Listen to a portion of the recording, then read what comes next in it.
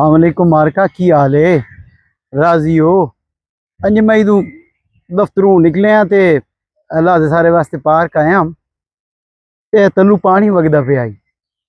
ये पानी वेख के ना जी मैनू इन्ने निक्की जी नज़म है वो याद आ गई। मैं आख्या चलो भी थोड़े नाल साझी करा ते जिस लिखी है उन सलाम ही पेश करा। बई उस दो लाइनां दे विच ना जी बड़ी वड्डी हकीकत जिहड़ी है उस ऐं लिख के विखाया छोड़िए भी जिंदगी जिहड़ी है ना वो किवें करके इंसान जी सकदा है या जींदा है। ते ਉਹ ਲਫ਼ਜ਼ ਦੋ ਦੇ ਦੋ ਹਨ ਜੀ। ਆਦਾ ਜੋ ਪਾਣੀ ਵਿੱਚ ਵੀ ਅੱਗ ਹੁੰਦੀ ਏ ਵੇਖ ਨਾ ਕੋਲਿਆਂ ਰਤਿਆਂ ਨੂੰ। ਪਾਣੀ ਵਿੱਚ ਵੀ ਅੱਗ ਹੁੰਦੀ ਏ ਵੇਖ ਨਾ ਕੋਲਿਆਂ ਰਤਿਆਂ ਨੂੰ। ਕੱਕਰ ਭਾਵੇਂ ਠੱਡਾ ਹੁੰਦਾ ਹੈ ਸਾੜ ਨਹੀਂ ਦਿੰਦਾ ਪਤਿਆਂ ਨੂੰ। ਇਹ ਤਾਂ ਮਤਲਬ ਇਹ ਬਈ ਅਗਰ ਇਹਨੂੰ ਤੁਸੀਂ ਦੁਨੀਆਦਾਰੀ ਦੇ ਹਿਸਾਬ ਨਾਲ ਵੇਖੋ ਨਾ ਜੀ ਤੇ ਇਹ ਜਿਹੜੇ ਜ਼ੋਰੇਵਰ ਵਧੇ ਨਾ ਜਿਹੜੇ 27 100 ਬਣਾਈ ਵਧੇ ਨੇ है जी। जिमें किसी आख्या भी हया हाल अंदर वड़िया तो बेहया आख्या मैं इधर डरिया।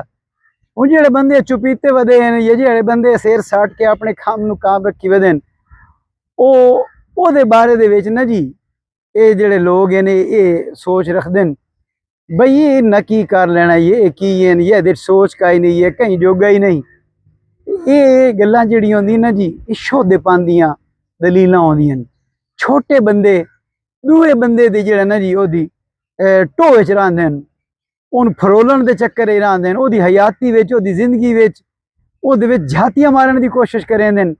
अच्छा आप उच्चे हो नहीं सकदे दूए दियां टंगां कप्पण ते उन्हां नूं पिछां तरीकां ते लगे रह वेंदे न। इहो जिहे बंदे जेहड़े होंदे न जो तरक्की नहीं करदे। मौला इमाम जाफर सादिक अलैहिस्सलाम दा फरमान है मौला फरमांदे न कि जेड़ा तुहाडे हसद करे ना उन तुस कोई ना आखो उन ओदे हाल ते छोड़ दिओ।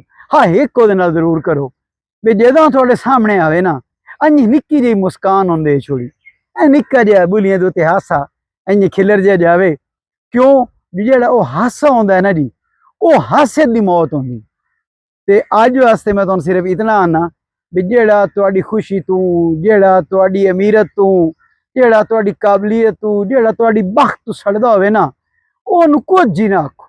पर जेड़े तुहाडे सामने आवे ना अंजी निक्की जी मुस्कान दे के ते ऐं परां ਉਹਨੂੰ ਕਾਂਡ ਦੇ ਕੇ ਟੋਰ ਪਾਓ ਤੇ ਅੱਲਾ ਤਾਂ ਹੀ ਸਾਈਂ ਜਿਹੜਾ ਨਾ ਤੁਸੀਂ ਤਾਂ ਅੱਗੇ ਲੱਗ ਗਏ ਸੋ ਤੁਹਾਡੇ ਅਜਰ ਚ ਇਜ਼ਾਫਾ ਕਰੇ ਸੀ ਤੇ ਉਹ ਤਾਂ ਹੀ ਸੜ ਕੇ ਬਲਦਾ ਮਰਦਾ ਰਹਿ ਗਈ ਸੀ। ਅੱਜ ਮੈਂ ਸਤੀਤ ਨਾ ਪਾਉ ਨਹੀਂ ਮੇਰੇ ਖਿਆਲ ਵਿੱਚ ਹੈ ਜੀ ਗੱਲਾਂ ਬੜੀਆਂ ਹੋ ਗਈਆਂ। ਰੱਬ ਦੀਆਂ ਰੱਖਾਂ ਜਿੰਦੇ ਰਹੋ ਖੁਸ਼ ਰਹੋ ਵਸਦੇ ਰਹੋ ਆਬਾਦ ਰਹੋ। ਅੱਲਾ ਹਾਫਿਜ਼।